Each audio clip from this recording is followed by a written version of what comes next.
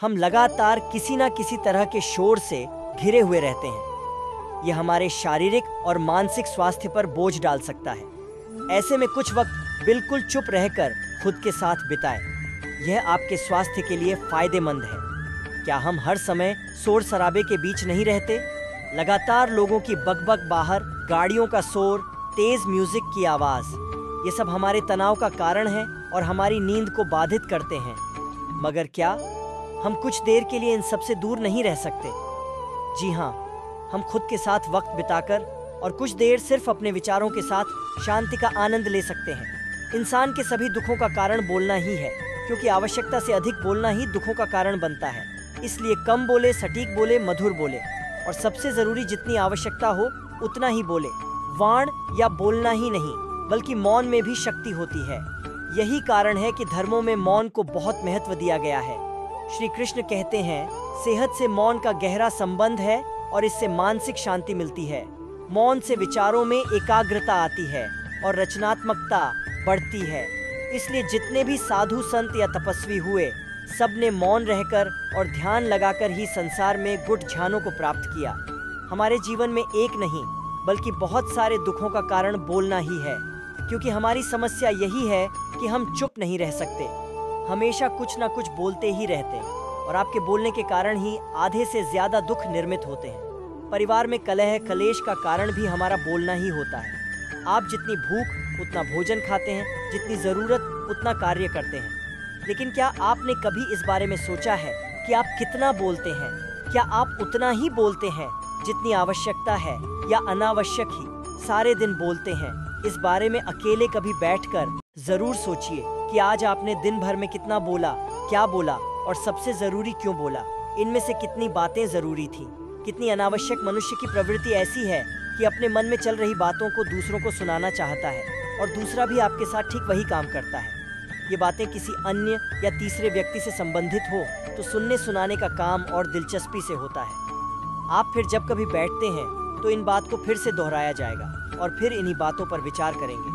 ये सुनने सुनाने का माहौल जीवन भर चलता रहता है और इस तरह से आप खो देते हैं अपना समय, अपना जीवन, अपनी सोच समझ और वह कीमती पल जिसमें जिया जा सकता है, जिसमें आनंद प्राप्त किया जा सकता है।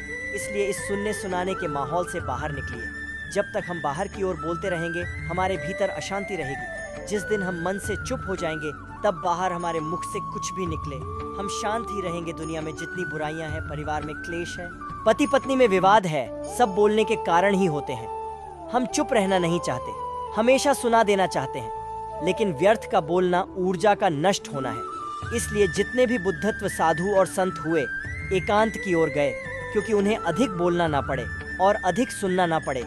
लेकिन आप इस संसार में रहकर भी एकांत रह सकते हैं। इसके लिए आपको उन ऊर्जांचल के शब्दों में नष्ट कर देते हैं। इसलिए उतना ही वो बोले जितना जरूरी हो। आप सभी ने जीवन में कहावत तो सुनी ही होगी, एक चुप 100 को हराए, एक चुप 100 को दुख दी जाए। इसलिए हम कई बार चुप रहते हैं, मौन रह जाते हैं, क्योंकि यह सच भी है कि एक मूर्ख व्यक्ति के सामने मौन रहने से अच्छा उत्तर और कुछ भी नहीं हो सकता। परंतु जीवन में सदैव चुप रहना उचित नहीं होता। गीता में कहा गया है, जहाँ पाप का बल बढ़ रहा हो, जहाँ छल कपट हो रहा हो, वहाँ पर मौन रहने से अधिक गंभीर अपराध और कुछ नहीं हो सकता। कभी कभी हम सबके जीवन में एक समस्या अवश्य होती है। हम किसी ताकतवर के समक्ष मौन हो जाते हैं। ऐसा क्यों? प्रायः उसकी ताकत से बचने के लिए हम मौन रह जाते हैं। मानते हैं कि ऐसा करने से हम एक विवाद से बच जाते हैं, हो सकता है एक संघर्ष से भी बच जाते, परंतु ऐसा बचाव देर सवेर एक बड़े संघर्ष को जन्म दे देता है। हमारा मौन रहना अनजाने में उस व्यक्ति का समर्थन बन जाता है और वह अपने आप को और अधिक शक्तिशाली अनुभव करने लगता है। यहीं से हमारा दमन प्रारंभ हो जाता है। एक के बाद एक हम अन्याय में अनचाहे रूप से सम्मिलित होते चले जाते हैं, जो आगे चलकर बड़े टकराव का कारण बनता है। तो फिर आप लोग कहेंगे कि इसका तोड़ क्या है? ये समझने के लिए जानना आवश्यक है कि ऐसी कौन सी बात है जो विरोध करने से रोकती है। ये सामने वाले की शक्ति तो नहीं हो सकती, ये तो हमारा खुद का डर होता है जो हमें मौन रहने को विवश करता है। क्या हमारे मन से डर को निकालकर अन्याय का विरोध नहीं कर सकते? आखिर वह हमारा क्या और कितना बिगाड़ सकता है? जरा सोचिए, ऐसा करने से हमारा मन कितना मुक्त, कितना हल्का अनुभव करेगा। इतिहास साक्षी है कि पापियों की उदंड ने संसार को उतनी हानि नहीं पहुंचाई जितनी कि सज्जनों के मौन ने पहुंचाई। यदि कोई मूर्ख बोल रहा है तो मौन रहना उचित है, परंतु यदि कहीं छल हो रहा है, अपराध हो रहा है, तो उठिए और विरोध कीजिए, क्योंकि आपके लिए ना सही आने वाली पीढ़ी के लिए यह मौन घातक सिद्ध हो सकता है। श्री कृष्ण ने कहा है कि इन 5 जगह पर हमेशा चुप रहना चाहिए।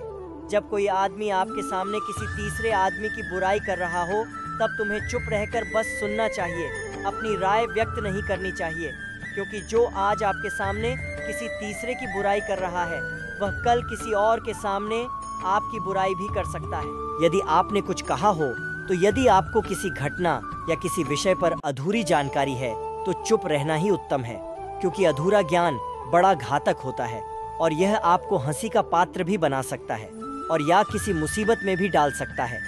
यदि आपको लग रहा है कि कोई व्यक्ति आपकी भावना, दुख या परेशानी को शब्दों में नहीं समझ पा रहा है या वह आपको ध्यान से नहीं सुन पा रहा है, तो ऐसे व्यक्ति के सामने चुप रहना ही ठीक है, क्योंकि ऐसे लोगों को आपकी भावना या दुख से कोई मतलब नहीं होता। ऐसे लोगों को अपना राज बताकर आप पछताएंगे।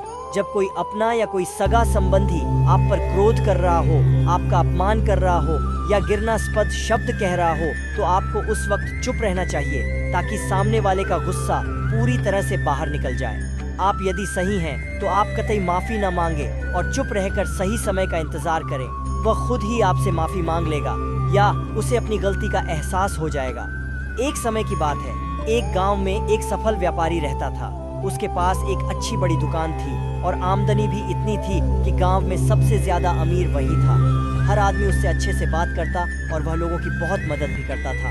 वह दिन रात मेहनत और बाकी समय में पूजा पाठ भी करता, इसलिए बहुत से लोग इज्जत करते थे। पर उस व्यापारी की एक बुरी आदत थी, वह जल्दी गुस्से में आकर लोगों से भला बुरा कह देता था, जिससे गांव के बहुत से लोग उससे नाराज रहते। और जब वह नाराज लोगों को मनाने जाता तो वो लोग नहीं मानते, तो उसको और गुस्सा आ जाता, वह उसको और बुरा भला कह देता। फिर बाद में व्यापारी को बहुत बुरा लगता। एक बार गांव में एक बहुत ही ज्ञानी संत आए। कुछ ही दिनों में दूर दूर तक उनके ध्यान के चर्चे होने लगे। यह बात व्यापारी तक पहुंची। वह दौड़कर संत से मिलने पहुंचा। व्यापारी ने संत की बहुत सेवा की और अपनी सारी समस्या बताई। संत ने व्यापारी से कहा, तुम बहुत सारे कागज के टुकड़े लो और पूरे गांव में फेंक, फिर मेरे पास आना।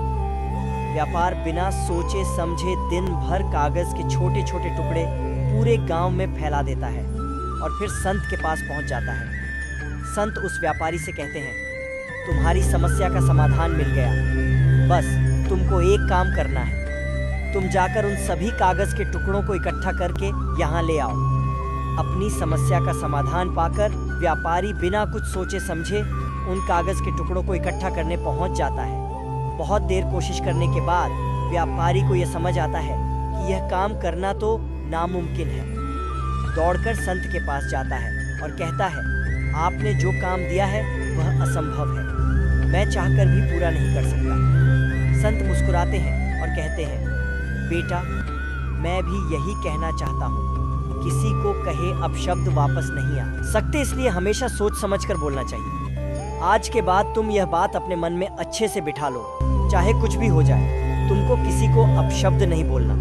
संत से प्राप्त इस ज्ञान से व्यापारी की आंखें खुल जाती हैं। वह दोबारा कभी किसी को गुस्से में कुछ बोलने वाला रहता है तो उसको कागज के टुकड़ों का उदाहरण याद आ जाता है। इस कहानी से हमें क्या सीख मिलती है कि कितनी भी मुश्किल क्यों ना हो, हमें किसी को अपशब्द नहीं बोलने चाहिए, क्योंकि अपशब्द से हुए नुकसान की भरपाई करना संभव नहीं है और किसी को गलत शब्दों से ठेस नहीं पहुंचाना चाहिए।